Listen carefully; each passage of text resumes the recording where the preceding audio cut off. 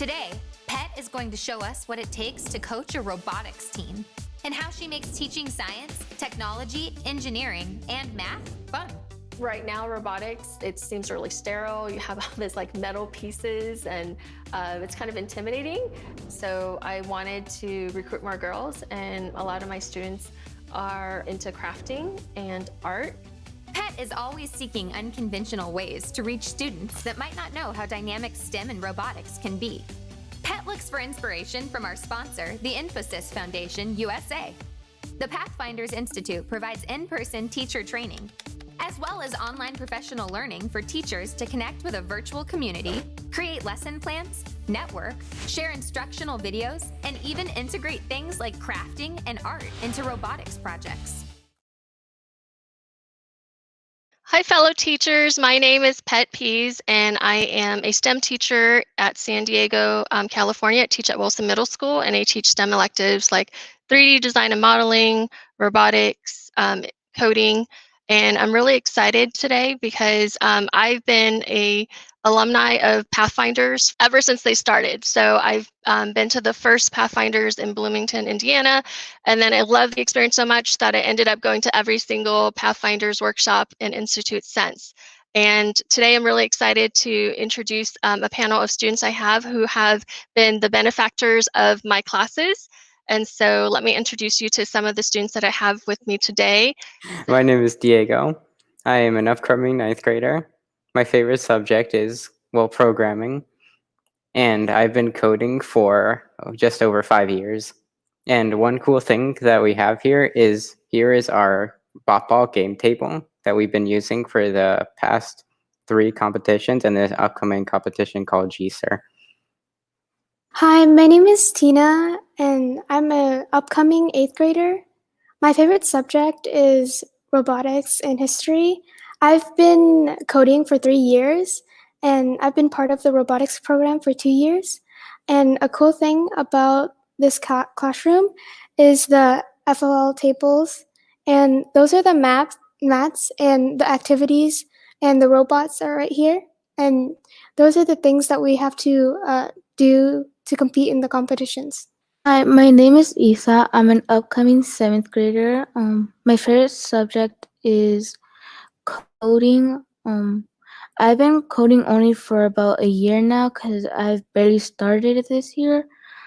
A cool thing about this classroom is what's behind me. There's a lot of like robots and other things that are pretty cool, and yeah. So today what we're going to do is you get to hear the perspectives of students who are actually the ones who are, enjoying the fruits of all your learning that you're about to participate in during this institute.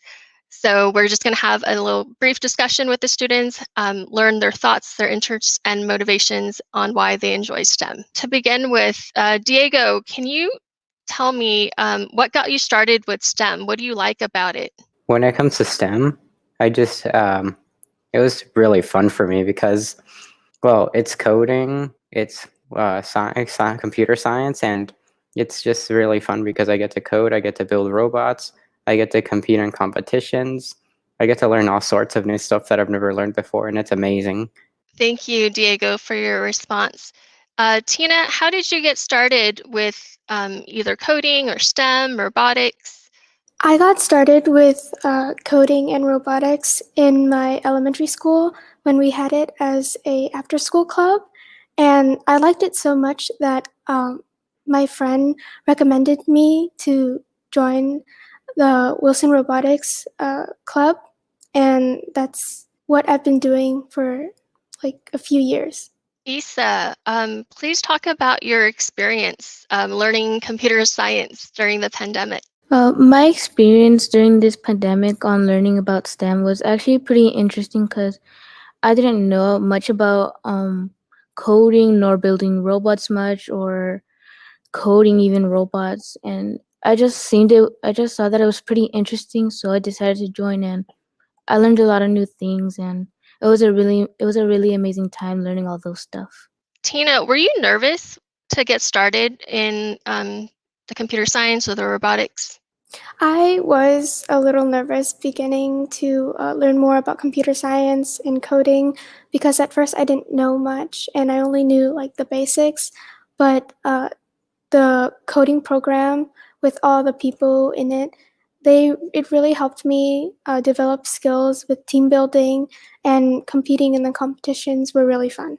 Diego, what interests you most about computer science or STEM or robotics? Well, what interests me the most in computer science is actually something that I really like a lot, which is coding.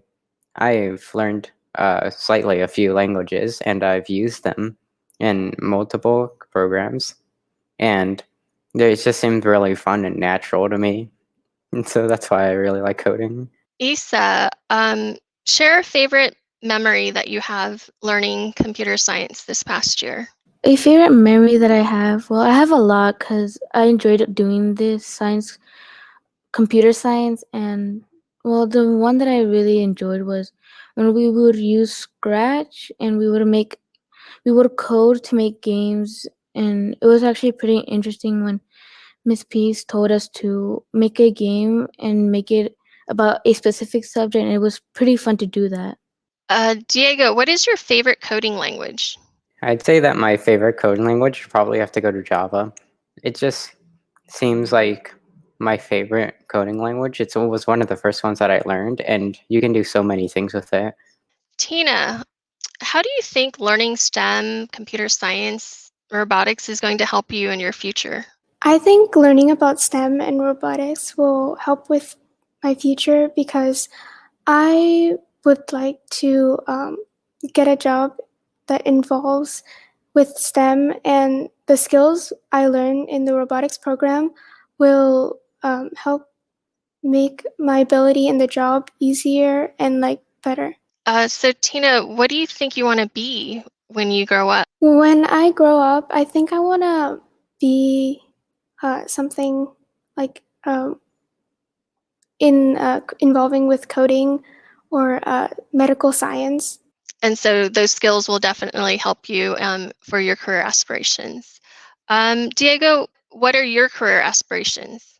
And how do you think computer science is going to help with that? Well, for my career aspirations, I think that I'd like to be some sort of programmer, software engineer, or maybe even work in cybersecurity. Well, whichever one it is, they all involve coding, and the coding that I'm learning here is definitely going to help. It's going to give me the adaptations that I need to be able to do well in any of those fields. Isa, please share with us what would you like to be when you grow up and how you think learning STEM, computer science has helped you or will help you in your future career. When I grew up, I've had two ideas. One of them would be a video game developer, and a way that computer science could help me is because now that I know a bit more about coding, it could help me more in the future on how to code games and develop them.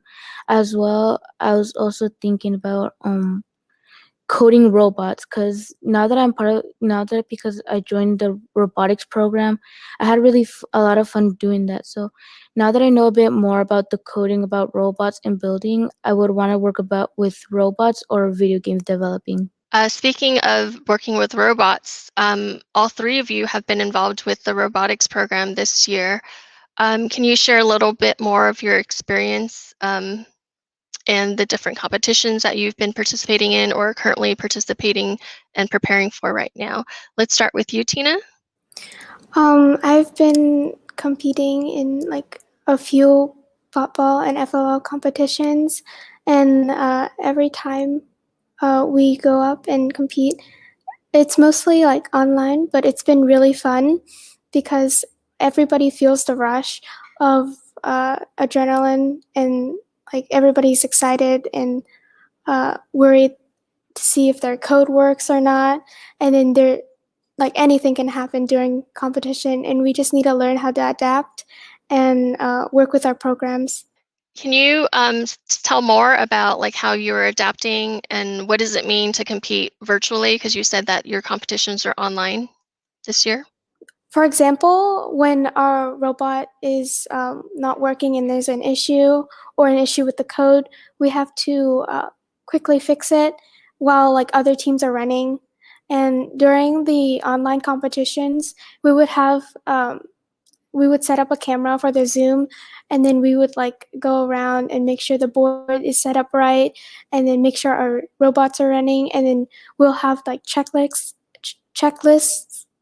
with things that we need to make sure the robots are ready, and then we would run them. Diego, can you talk about some challenges that you had this year with the competitions or learning in general during the pandemic? I'd say that one of the challenges that I had was I guess it was a bit limiting that we weren't exactly able to be close to each other because of the pandemic restrictions. Since when you're working together in a team, you might need to be able to go get close to whatever you're working on. For example, the robot, to which you would work on it together, because you might need some assistance doing that. And so I guess that was one of the challenges that I had.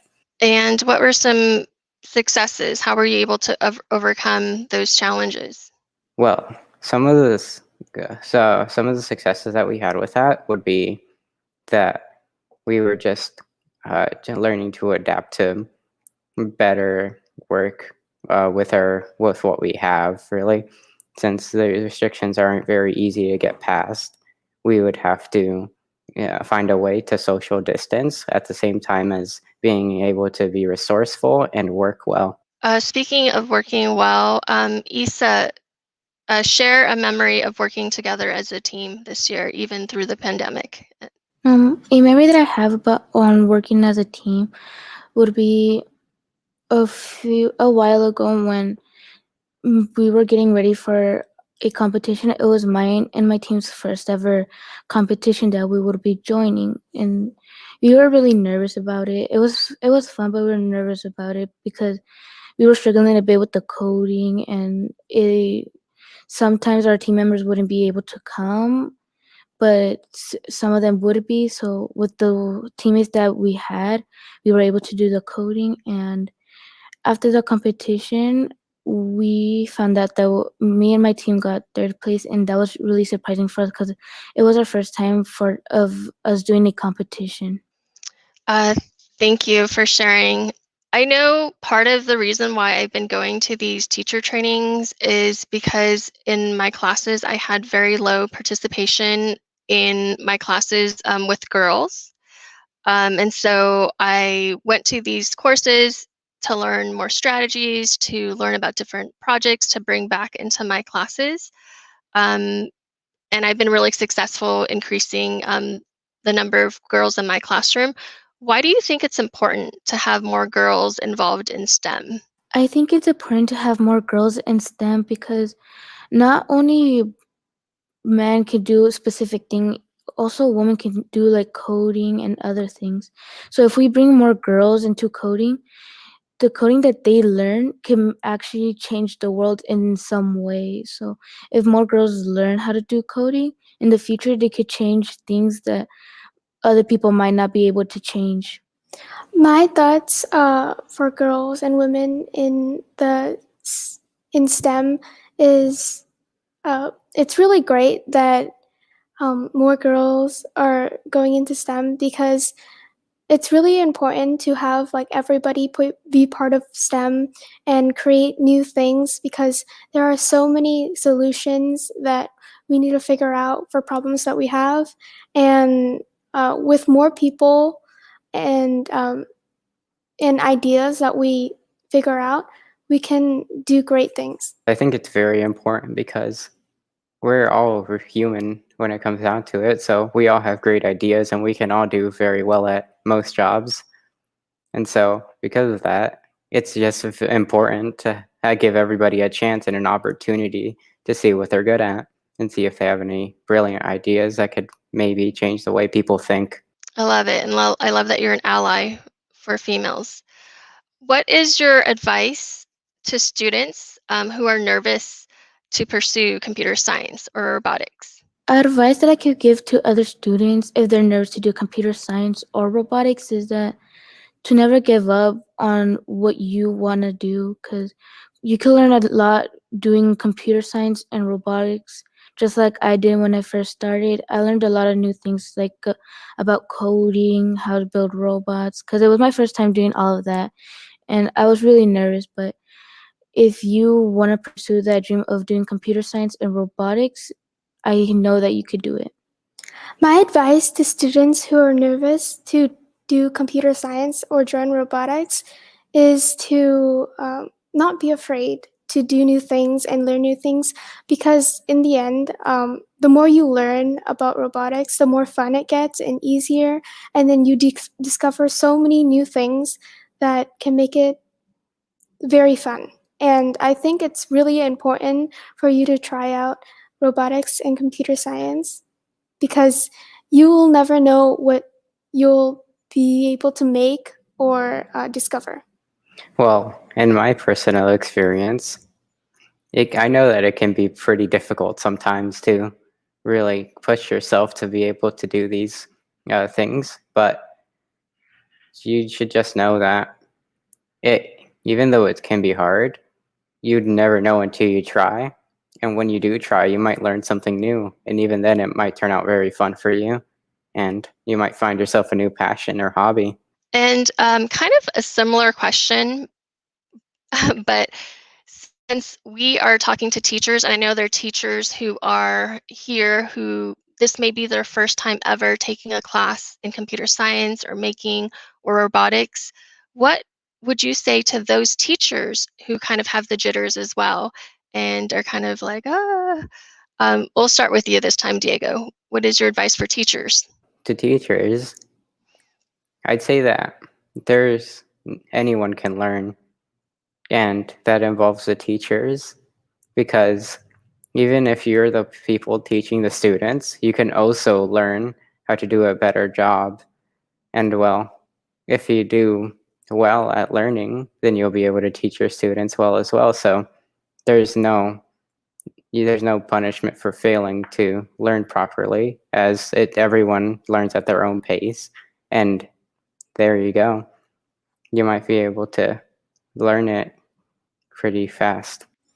My advice to teachers who are nervous to begin working with computer science and STEM is they shouldn't be nervous, because the more they learn about things and subjects and topics, the more they can help benefit students in trying out new things, and for them to set an example for them, and that helps students out and teachers too.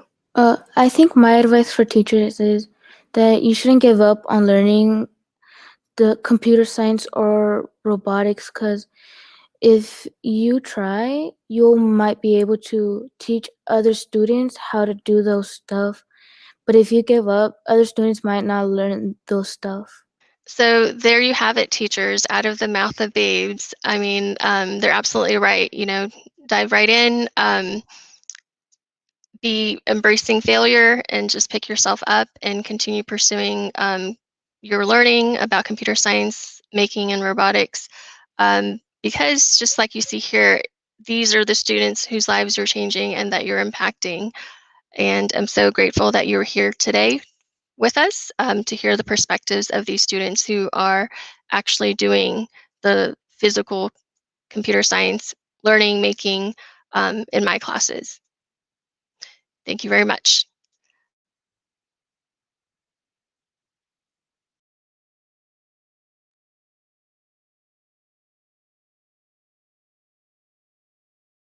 She goes above and beyond with her teaching and the things that she does for her robotics program. For example, when we have our competitions, she'll go to the classroom overtime, and we would spend time working on the robots, and then she would have hours after her teaching, and then we would come in and then work on our robots. And we really appreciate the time that Mrs. Pease puts into her teaching for us. Well, she's very supportive and generous. So if you make a mistake, she's not exactly harsh or anything, since this is a school, everything is a learning experience. So if we make a mistake, she'll help us work through that mistake and help us learn from it. When she's teaching us something during coding, she makes it fun for us so we could like coding more. So she just makes it really fun for us so we don't give up or that we're not bored when we do coding.